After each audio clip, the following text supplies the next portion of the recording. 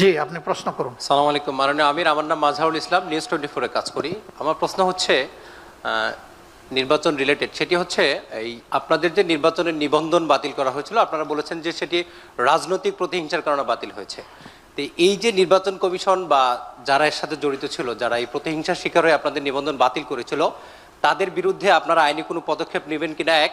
আরেকটা বিষয় হচ্ছে যে প্রধান নির্বাচন কমিশন বা নির্বাচন কমিশনের দায়িত্ব নিয়ে একটি রাজনৈতিক দল ইতিমধ্যেই তারা নানান ধরনের প্রশ্ন তুলেছেন যে বর্তমান নির্বাচন কমিশনের আমলে সুষ্ঠু নির্বাচন হওয়া সম্ভব নয়। আপনি আজকে আপনার বক্তব্যে কিছু জিনিস নিয়ে উদ্বেগ জানিয়েছেন।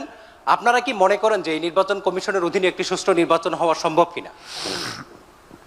ধন্যবাদ আপনাকে দুইটা মূল্যবান প্রশ্ন করার জন্য। আপনার প্রথম প্রশ্ন হচ্ছে, আমাদের অধিকার অন্যায্যভাবে যারা কেড়ে নিয়েছিলেন, এর সাথে যারা কুশলী এবং সম্পৃক্ত,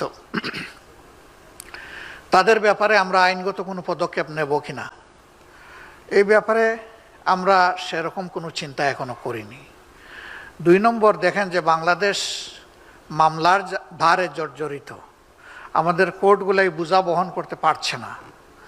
আর কত বোঝা আমরা এই কোর্টের উপরে তুলে দেব, সেটাও আমাদেরকে চিন্তা করতে হবে।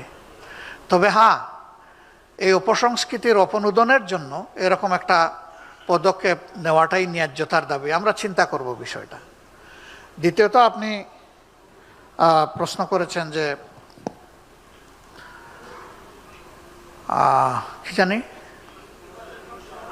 নির্বাচন কমিশনের নিউট্রালিটি নিয়ে, যে তাদের আন্ডারে একটা নির্বাচন সুষ্ঠু হবে, এটা আমরা আশা করি কিনা। আমরা এখনো আশা নিরাশার এই কথাটা বলতে চাচ্ছি না। আমরা তাদের পারফরমেন্স আরও দেখতে চাই। তাদের পারফরমেন্সই প্রমাণ করবে যে তারা কি করবেন না করবেন। সেই ক্ষেত্রে আমাদের এইটা একটা রিকমেন্ডেশন আছে, দাবি আছে, যে জাতীয় নির্বাচন হচ্ছে সিদ্ধান্তকারী নির্বাচন, জাতির ভাগ্য নিয়ন্ত্রণের নির্বাচন।